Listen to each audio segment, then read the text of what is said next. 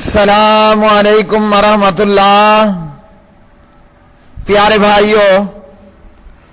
اور میری معززات ماؤں بہنوں، بلوغ المرام کتاب البیوع باب الربا سود کا بیان، سبق نمبر ہے 181 181۔ بسم اللہ الرحمن الرحیم۔ عن ابی امامۃ رضی اللہ تعالی عنہ عن النبی صلی اللہ علیہ وسلم قال من شفع لأخیہ شفاعۃ فأہدى له ہدیۃ علیہا فقبلها فقد اتى بابا عظیما من ابواب الربا، رواہ احمد وابو داود وفی اسنادہ مقال۔ ابو امامہ رضی اللہ تعالی عنہ راوی ہیں، نبی کریم علیہ الصلوۃ والسلام نے فرمایا، جس کسی بندے نے اپنے بھائی کے لیے کوئی سفارش کی اور پھر اس کے بعد وہ اسے کوئی تحفہ دے، یعنی جس کی سفارش کی گئی تھی وہ اسے کوئی تحفہ دے اور وہ اسے قبول کر لے، یعنی سفارش کرنے والا تحفہ قبول کر لے، تو وہ سود کے بہت ہی بڑے دروازے پر پہنچ گیا۔ یہ روایت سند حسن ہے۔ تو میرے پیارے بھائیوں، اس حدیث کے اندر پیارے نبی علیہ الصلوۃ والسلام نے ہمیں اس بات سے آگاہ کیا، جو کسی اپنے بھائی کے لیے سفارش کرے اور پھر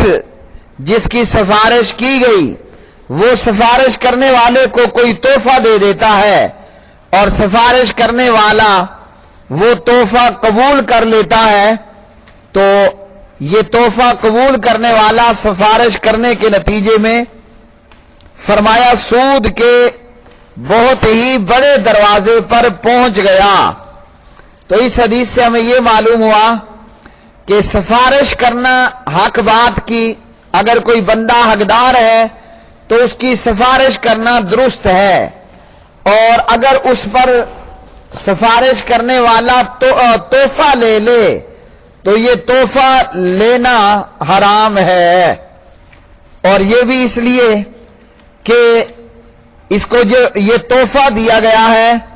تو بغیر کسی مال کے معاوضے کے اس کو یہ حاصل ہوا، اور یہ بھی درست اور حلال نہیں ہے، جبکہ ہمارے معاشرے کے اندر اس قسم کے تحفے عام چلتے ہیں، اور دراصل وہ تحفے کے نام پر رشوت دی جاتی ہے۔ اور یہاں یہ بھی یاد رکھا جائے کہ اگر کام ناجائز ہے تو اس کی سفارش کرنا بھی غلط، اور اگر کوئی بندہ کسی جگہ کا کسی کام کا اہل نہیں تو نااہل کی سفارش کرنا بھی درست نہیں۔ ہاں، اگر وہ سفارش اپنی جگہ پر درست ہے، وہ بندہ اس کام کے اہل ہے، تو پھر اس کی سفارش کرنا درست ہوگا، اور اگر وہ نااہل ہے تو نااہل کی سفارش کرنا بھی درست نہیں۔ اور جبکہ ہمارے معاشرے میں اہل ہو یا نااہل ہو، سفارش کے نام پر سفارش کرنے کی وجہ سے سفارش کرنے والے کو تحفہ دیا جاتا ہے، اور وہ اسے تحفہ سمجھ کر جو ہے وہ قبول کرتا ہے، جبکہ دراصل دینے والے کو بھی معلوم ہوتا ہے، لینے والے کو بھی معلوم ہوتا ہے اکثر معاملات میں کہ میں غلط دے رہا ہوں اور غلط لے رہا ہوں۔ تو بہرحال اس حدیث سے یہ معلوم ہوا سفارش کی جا سکتی ہے، بشرط یہ کہ وہ اہل ہو۔ اہل نااہل دونوں صورتوں میں اگر سفارش کرنے کے نتیجے میں اسے تحفہ ملا اور اس نے وہ تحفہ لے لیا تو فرمایا کہ وہ سود کے بڑے دروازے پر پہنچ گیا۔ تو یہ تحفہ دینا جو ہے وہ اسے سود کہا گیا ہے۔ اگلی حدیث، عن عبداللہ ابن عمرو ابن العاص رضی اللہ تعالی عنہما قال لعن رسول اللہ صلی اللہ علیہ وسلم الراشیہ والمرتشیہ، رواہ ابو داود والترمذی وصححہ۔ عبداللہ بن عمرو بن عاص رضی اللہ تعالی عنہما راوی، نبی علیہ الصلوۃ والسلام نے لعنت کی۔ کس پر لعنت کی؟ الراشیہ، رشوت دینے والے پر آپ صلی اللہ علیہ وسلم نے لعنت کی۔ والمرتشیہ، اور رشوت لینے والے پر بھی لعنت، رشوت دینے والے پر بھی لعنت اور رشوت کے لینے والے پر بھی پیارے نبی علیہ السلام نے لعنت کی۔ جبکہ ہمارے معاشرے کے اندر اس وقت میں بھی یہ مصیبتیں تھیں اور آج بھی یہ مصیبت اپنے عروج پر ہے، یہ لعنت زدہ کام آج بھی عروج پر ہے۔ جتنے بھی سرکاری دفاتر موجود ہیں وہاں بالخصوص رشوت کا نظام چل رہا ہے، اور کبھی اس رشوت کو چائے کے نام پر، کبھی اس رشوت کو کھانے کے نام پر، کبھی یہ رشوت تحفے کے نام پر، گفٹ کے نام پر، اور یوں رشوت کے نام مختلف ناموں میں تبدیل کر کے رشوت جو ہے وہ دی جاتی ہے اور رشوت لی جاتی ہے۔ جبکہ پیارے نبی صلی اللہ علیہ وسلم نے رشوت دینے اور رشوت لینے والے دونوں پر لعنت کی۔ تو میرے پیارے بھائیوں، ہمیں آخرت کا ڈر اور آخرت کا خوف کرتے ہوئے رشوت دینے اور رشوت لینے سے گریز کرنا چاہیے، بچنا چاہیے۔ آج رشوت دینے لینے کے معاملات میں چند ٹکے پیسے تو حاصل ہو جائیں گے، لیکن نتیجہ یہ ہوگا کہ ایسا بندہ اس پر لعنت کر دی گئی ہے، اور وہ بھی پیارے نبی علیہ الصلوۃ والسلام نے، جو کہ رحمت للعالمین صلی اللہ علیہ وسلم ہیں۔ ہم آخرت اور قبر کی پرواہ کیے بغیر ہر وقت میں بس اسی داؤ پیچ میں اور اسی سوچ و بچار میں مصروف رہتے ہیں کہ راتوں رات کروڑ پتی بن جائیں، اور پھر اس کے لیے نہ حلال دیکھا نہ حرام دیکھا، ہاں دیکھا تو یہی دیکھا کہ زیادہ سے زیادہ جو ہے وہ مال جمع کر لیا جائے، اور پھر اسی کو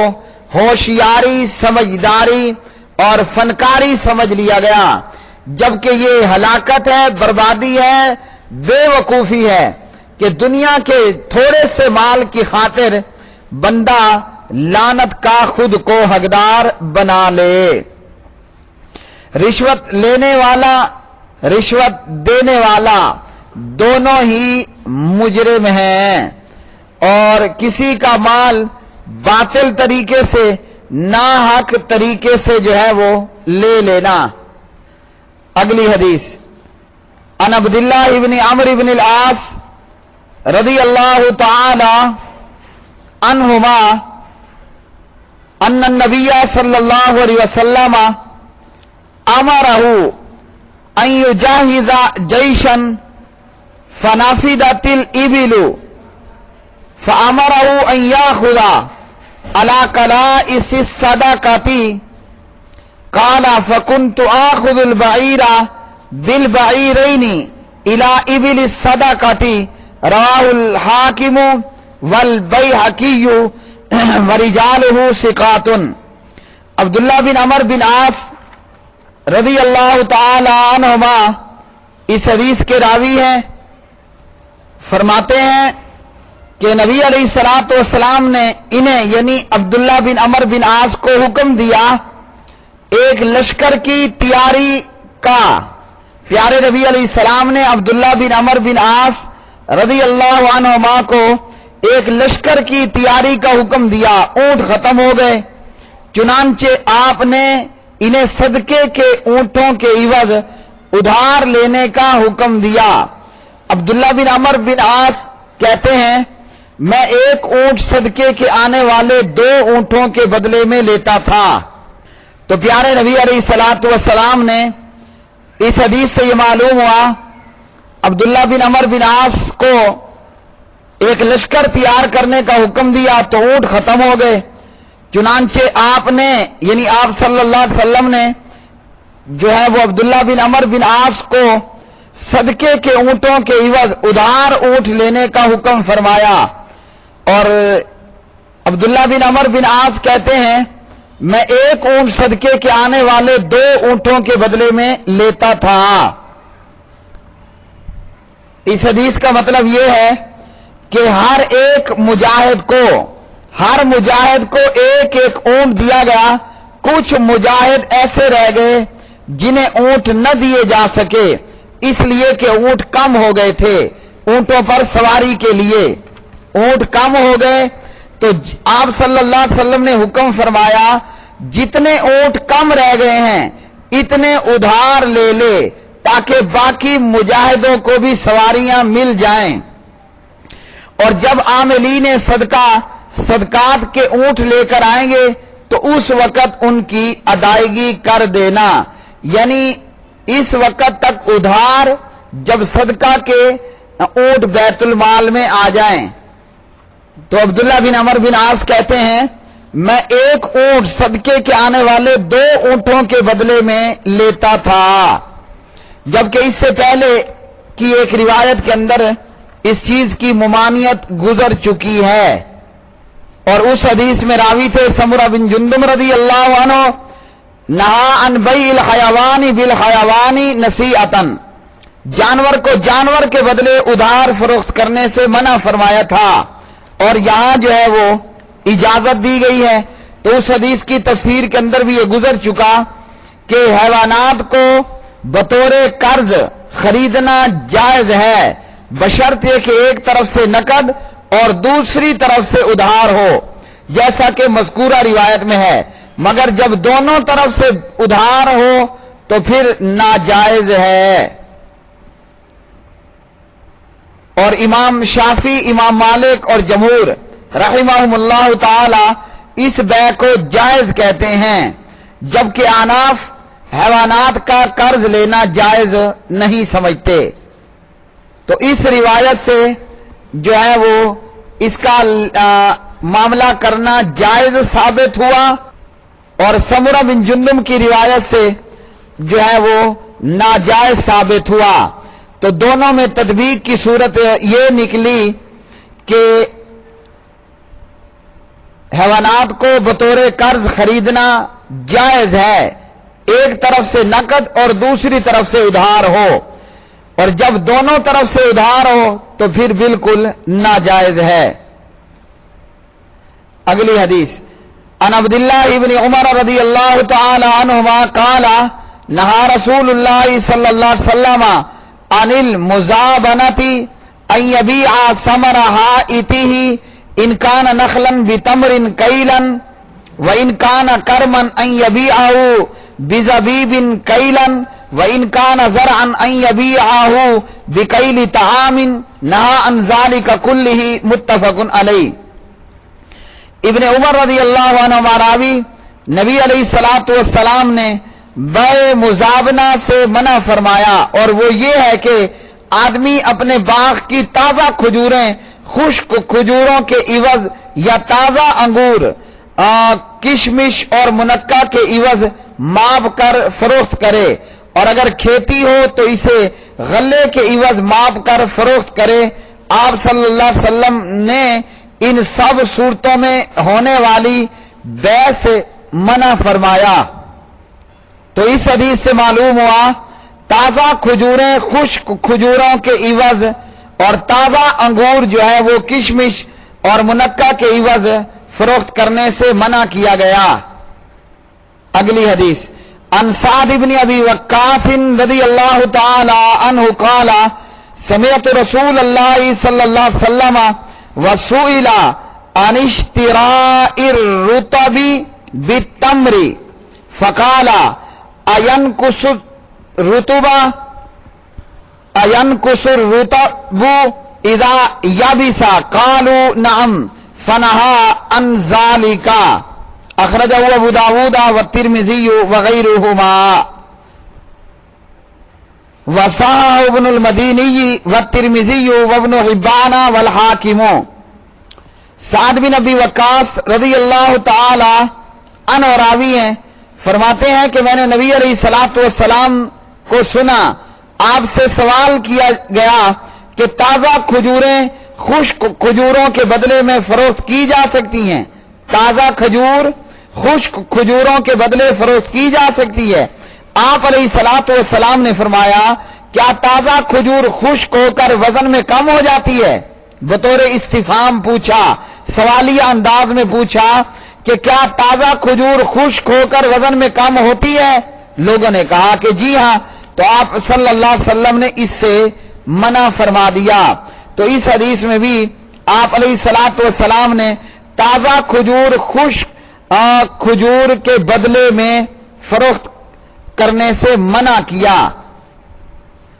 اگلی حدیث عن عبداللہ ابن عمر رضی اللہ تعالی عنہما ان النبی صلی اللہ علیہ وسلم نہا عن بیع الکالی بالکالی یعنی الدین بالدین، رواہ اسحاق والبزار باسناد ضعیف۔ ابن عمر رضی اللہ تعالی عنہ راوی نبی علیہ الصلوۃ والسلام نے ادھار کے بدلے میں ادھار یعنی قرض کے بدلے میں قرض کو فروخت کرنے سے منع فرمایا ہے۔ یہ روایت سندن ضعیف ہے۔ علامہ زبیر علی زئی اور البانی رحمہم اللہ تعالی دیگر نے اسے ضعیف کہا، لیکن اجماع ہے کہ ادھار کی ادھار کے بدلے میں بیع جائز نہیں ہے۔ اور اس کی صورتیں یہ ہیں، اقبال نے بابا جی عبدالسلام سے ایک گھڑی 500 روپے میں 1 سال کی مدت پر ادھار خریدی۔ اقبال نے بابا جی عبدالسلام سے ایک گھڑی 500 روپے میں 1 سال کی مدت پر ادھار خرید لی۔ جب سال بھر کی مدت پوری ہو گئی تو اقبال نے بابا جی عبدالسلام سے کہا کہ میں رقم کا بندوبست نہیں کر سکا، مجھے دوبارہ یہی 600 روپے میں یعنی 600 روپے زائد پر فروخت کر دے۔ پہلے یہی گھڑی اقبال نے عبدالسلام سے 500 روپے میں خریدی، اور جب رقم کا بندوبست نہ ہو سکا، 1 سال یا جو بھی مدت ان کے درمیان طے تھی، وہی گھڑی 600 روپے میں خرید لی، یعنی اضافی 100 کے ساتھ ہو۔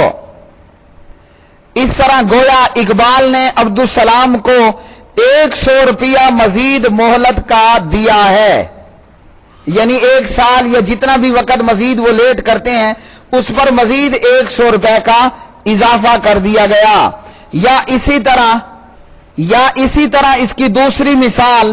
کہ اقبال نے عبدالرحمان عابد سے 100 روپیہ لینا ہے، اور مبشر نے جو ہے وہ عبدالرحمان عابد سے کوئی کپڑا لینا ہے، اور مبشر نے عابد سے کوئی کپڑا لینا ہے، اور مبشر کہے کہ جو کپڑا میں نے عبدالرحمان سے لینا ہے وہ میں تیرے پاس 100 روپے میں فروخت کرتا ہوں، یہ بیع بھی جائز نہیں۔ تو اس روایت کے اندر ادھار کے بدلے میں ادھار، قرض کے بدلے میں قرض کو فروخت کرنے سے منع کیا گیا، اور اجماع ہے کہ یہ بیع جائز نہیں ہے۔ ادھار کے بدلے میں ادھار کے بدلے میں بیع ناجائز ہے۔ پیارے بھائیو، یہ تھا سبق نمبر 181، وآخر دعوانا الحمدللہ رب العالمین۔